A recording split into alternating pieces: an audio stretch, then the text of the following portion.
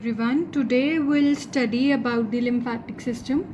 Now, what is lymphatic system? It is a system of tiny tubes called lymph vessels and lymph nodes.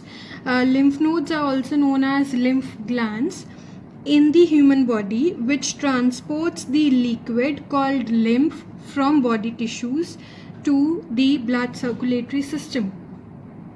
Now, this will discuss in detail how the transport of the lymph to the blood circulatory system takes place. First, we'll discuss about the liquid, that is lymph. Now, it is a light yellow liquid which is present, and the composition of lymph is the cellular part consists of the leukocytes, which are mostly lymphocytes present in the lymph, and the non-cellular part, it consists of 94% of water and 6% of solids.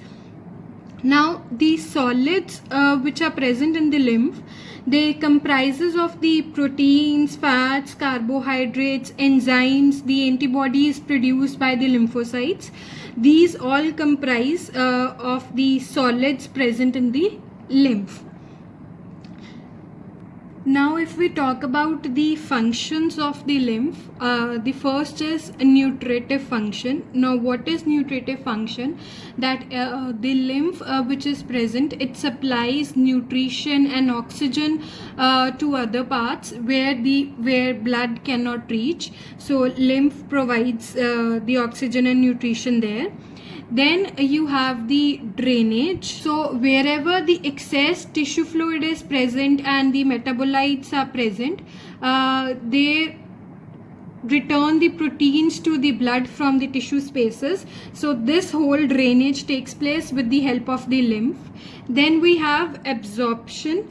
Now absorption, the fats from the intestine, they are absorbed through the lymphatics. You all know that the lacteals are present in the intestinal villi. So in the villi, when the lacteals are present, from the lacteals they will absorb the fats, and then they will pass through the lymphatics, they will pass. Then we have the defense mechanism. Now the defense mechanism, how it takes place with the help of lymph.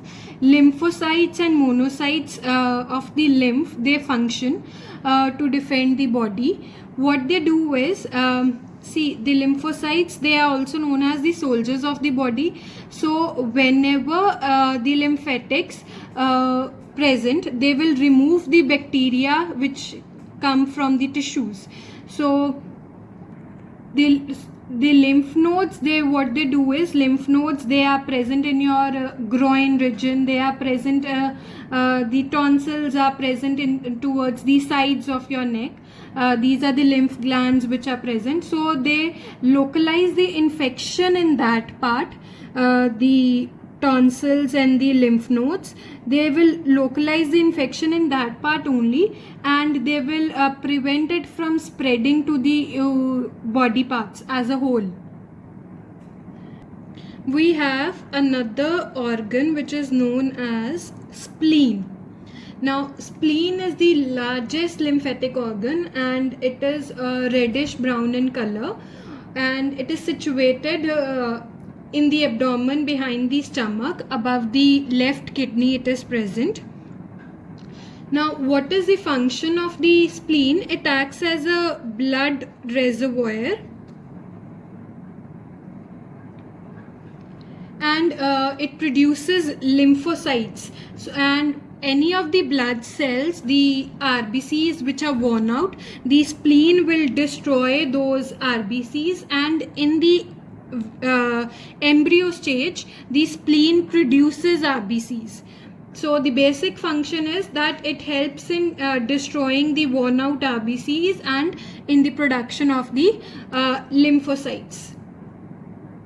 Now, if we talk about the lymphatic system, it consists of lymph capillaries, large lymph vessels, lymph nodes, also known as the lymph glands, and the liquid which is present, that is the lymph.